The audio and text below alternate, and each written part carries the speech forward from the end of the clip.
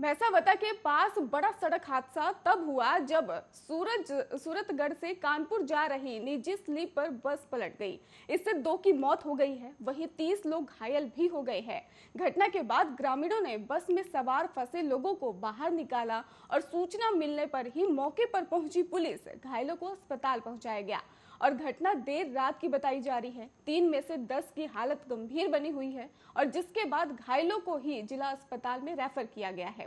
Police के मुताबिक रात करीब 3 बजे सूचना मिली थी कि भैंसावता के पास ही स्लीपर बस पलट गई है और उस समय गश्त की गाड़ी भैंसावता के पास ही थी और सूचना पर मौके पर पहुंचकर घायलों को जिला अस्पताल में पहुंचाया गया।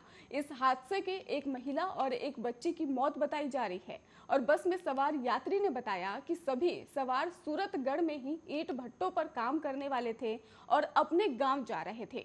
तभी अचानक बस लहराती हुई पलट गई। बस में सवार दयाराम ने बताया कि बस की गति काफी तेज थी और सभी यात्री सो रहे थे। जब हादसा हुआ, हादसे के वक्त जोरदार धमाका हुआ और अफरा तफरी मच गई। सवारियों के मुताबिक आसपास के ग्रामीणों ने मौके पर पहुंचकर सभी को एक एक कर बाहर निकाला है और ज्यादातर सवार उत्तर प्रदेश के इटावा के रहने वाले बताए जा रहे हैं।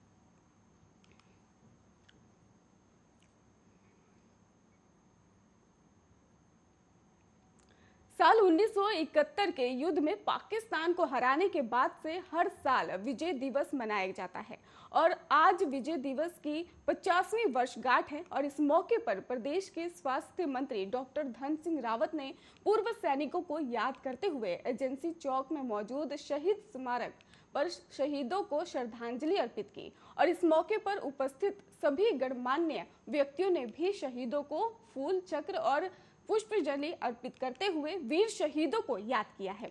सभी ने 16 दिसंबर 1971 में पाकिस्तान पर युद्ध के दौरान भारत की विजय के बाद बांग्लादेश निर्माण की कहानियों को ताजा किया। और इस मौके पर डॉक्टर धन सिंह रावत ने कहा कि हमारे सैनिक ने ही शौर्य के आगे पाकिस्तानी सेना के प्रमुख जनरल नियाजी के सैनिकों को भारतीय सेना के सामने ही आत्मसमर्पण करना पड़ा था। और विजय दिवस को बांग्लादेश मुक्ति दिवस भी कहा जाता है। इस मौके पर सभी ने 8 दिसंबर को तमिलनाडु में हुई हेलीकॉप्टर दुर्घटना में शहीद सीडीएस जनरल बिपिन रावत को भी याद किया। और इस मौके पर ही गढ़वाल आयुक्त सुशील कुमार, जिलाधिकारी डॉक्टर विजय कुमार जोगदंडे, पालिका अध्यक्ष यशपाल बेनाम और मेजर करण सिंह, जिला पंचायत अध्यक्ष शांति देवी और विधायक मुकेश कोहली समेत कई पूर्व सैनिक मौजूद रहे।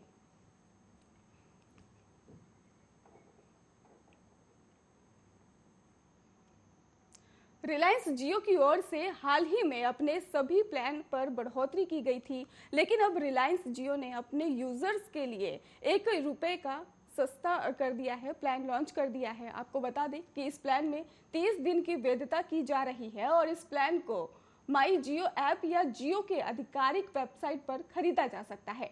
₹1 का प्लान वैल्यू सेक्शन के तहत पाया जा सकता है, जो माई जियो ऐप में अन्य प्लान्स टैब का हिस्सा है।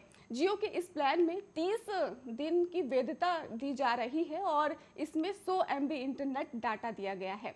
अगर एक बार जब कोई उपयोगकर्ता डेटा कैप हिट करता है तो ब्राउजिंग गति उसकी होगी 64 kbps और तब तक कम हो जाएगी। और ये अन्य लोगों के लिए प्लान ज़्यादा फायदेमंद हो सकता है जो कम डाटा का उपयोग करते हैं और अपने जियो सिम को एक्टिव रखना चाहते हैं। हालांकि इसमें आपको फ्री SMS और फ्री कॉलिंग का लाभ नहीं दिया जा रहा।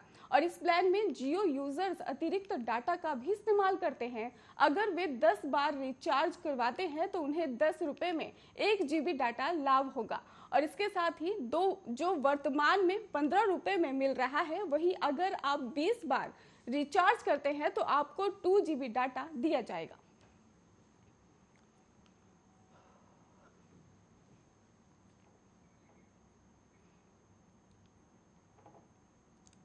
गुजरात के पंचमहल जिले के गोगंगा में मौजूद गुजरात को लेकर ही लिमिटेड एक GFL के अंदर एक विस्फोट के चलते भयंकर आग लग गई है और इस विस्फोट में ही कई लोगों के घायल होने की भी खबर है।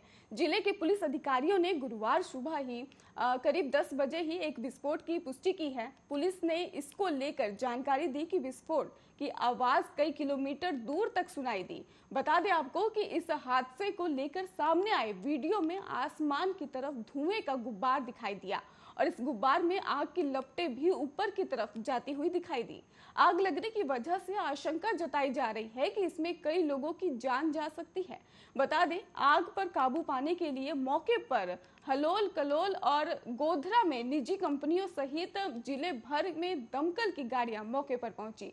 बताया जा रहा है कि अब तक विस्फोट में अब तक 2 लोगों की मौके पर ही मौत हो गई और हमें घायलों को बड़ी संख्या में ही पुष्टि करनी बाकी है और अनुमान है कि इसमें कम से कम 13 या 14 लोग अभी भी गंभीर रूप से घायल हैं।